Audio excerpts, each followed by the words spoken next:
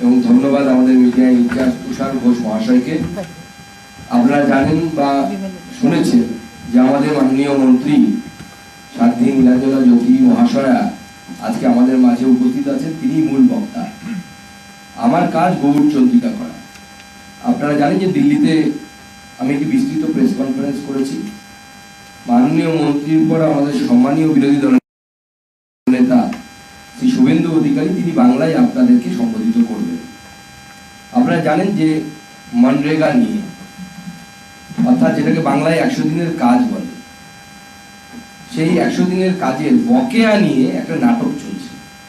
প্রথমে আমরা দিল্লিতে নাটক দেখলাম, সেখানে ধর্নায় বিশ্ববিদ্যালয়ের অধ্যাপক তিনি গেছেন ধর্না দিতে, তার 100 দিনের কাজের টাকা বাকি। যারা দিনে 100 টাকা 100 দিনের কাজের যে মজুরি, তার থেকে বেশি টাকা বিউটি পার্লারে খরচ করে, সেরকম কিছু মেয়েদেরকেও ছবি দেখলাম আমরা। ওনার একটা ড্রামাবাজি চলবে। এবং মাননীয় মন্ত্রী আগেও আপনাদেরকে বলেছেন, উনি যতবার বলেছেন যে তৃণমূলের সাংসদদেরকে আপনারা আসুন আমার সাথে কথা বলুন, কিন্তু তৃণমূলের সাংসদরা কথা বলতে রাজি হননি।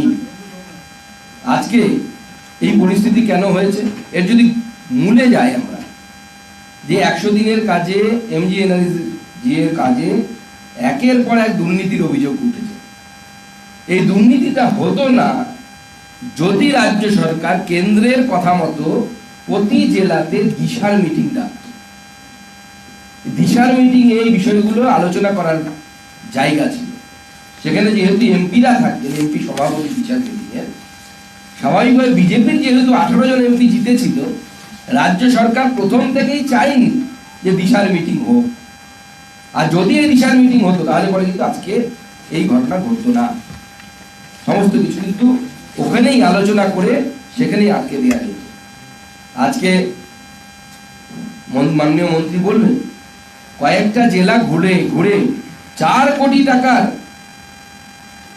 উদ্ধার করার কথা বলে গেছিল। 4 কোটি টাকা মুখের কথা না, জনগণের ট্যাক্সের টাকা। সেই টাকা উদ্ধার না করে, ফেরত না দিয়ে, কোনো এফআইআর না করে ড্রামাবাজি চলছে।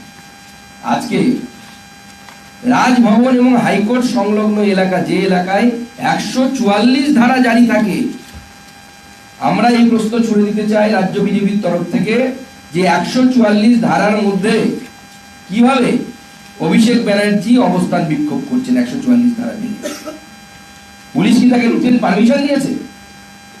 যদি দিয়ে থাকে সেই পারমিশনের কপি দিতে বলুন। কোন অধিকারে দিয়েছে? রাজ্যের ডিজি পুলিশ। দ্বিতীয় কথা, যদি উনি আইন ভেঙে করে থাকেন, অর্থাৎ রাজ্য পুলিশ পারমিশন দেয়নি 144 ধারা ভেঙে সেখানে সভা করার, তারপরে যদি উনি করে থাকেন, তাহলে ওনার বিরুদ্ধে জিডি হওয়া উচিত, জেনারেল ডায়েরি হওয়া উচিত কমসে কম। তো জেনারেল ডায়েরি কি অভিষেক বন্দ্যোপাধ্যায়ের বিরুদ্ধে হয়েছে, বা ওই মঞ্চে যারা ছিলেন তার স্ত্রী থেকে শুরু করে তাদের বিরুদ্ধে হয়েছে কি? সেই প্রশ্নের উত্তর রাজ্য পুলিশকে দিতে হবে। যদি না দেয়, তাহলে আগামী দিনে দিয়ে প্রার্থীরা যদি গিয়ে ওখানে অবস্থান বিক্ষোভ করে, তাহলে রাজ্য পুলিশ কিন্তু তাদের বাধা দিতে পারবে না। যদি বিজেপি মনে করে যে বিজেপির রাজ্য নেতৃত্ব, আমাদের বিরোধী দলনেতা এবং অন্যান্যরা, আমাদের সাংসদ বিধায়ক, তারা যদি রাজভবনের সামনে অবস্থান বিক্ষোভ শুরু করে যে কামদুনির বিচার কেন হলো না, এই পুলিশ কিন্তু তখন 144 ধারার কথা কিন্তু বলতে পারবে না। আমরা জানতে চাই যে সেক্টরিয়াল ল কি পশ্চিমবঙ্গে করা হচ্ছে নাকি, যে সুকান্ত মজুমদার শুভেন্দু অধিকারীর জন্য 144 ধারা থাকবে, অভিষেক বন্দ্যোপাধ্যায়ের জন্য 144 ধারা থাকবে না? এর উত্তর রাজ্য পুলিশকে দিতে হবে। এবার আমি মাইক আমাদের মাননীয় মন্ত্রী শ্রীমতী নীলাঞ্জনা জ্যোতিজির হাতে তুলে দেব। উনি আপনাদের সামনে বিস্তৃতভাবে কেন্দ্র সরকারের যে পয়েন্ট, কেন্দ্র সরকারের যে বক্তব্য, সেই বক্তব্য আপনাদের সামনে তুলে ধরবেন। ধন্যবাদ। सबसे पहले मैं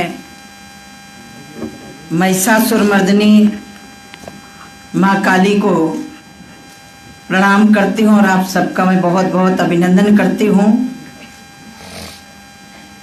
कलकत्ता की इस पावन धरा पर जहाँ माँ भागीरथी आकर के समुद्र में अपने आप को समर्पित किया, ऐसे पावन पवित्र भूमि में नेता प्रतिपक्ष और मेरे प्रदेश के अध्यक्ष सहित सभी पदाधिकारियों के बीच में, मैं आपके बीच में मजबूरी में मुझे आना पड़ा। 2 दिन पहले टीएमसी के नेताओं ने कहा कि हमारा प्रतिनिधि मंडल आपसे मिलना चाहता है। विषय पूछा गया कि किस विषय को लेके मिलना है। उन्होंने कहा मनरेगा को मिलना है और केंद्र सरकार हमारे साथ सौतेला व्यवहार कर रही है। हमने कहा आइए, मैं सिर्फ दिल्ली टीएमसी के प्रतिनिधि मंडल से ही मिलने के लिए गई थी।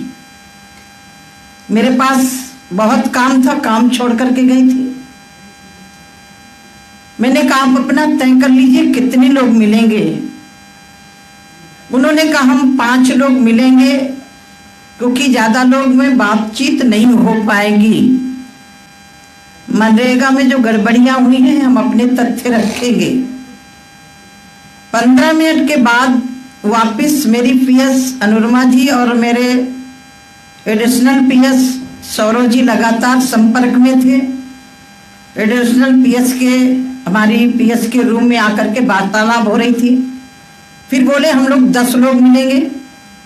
तो मैंने कहा 10 लोग आ जाइए, मुझे कोई आपत्ति नहीं है। फिर बोले हम जनता के साथ आएंगे।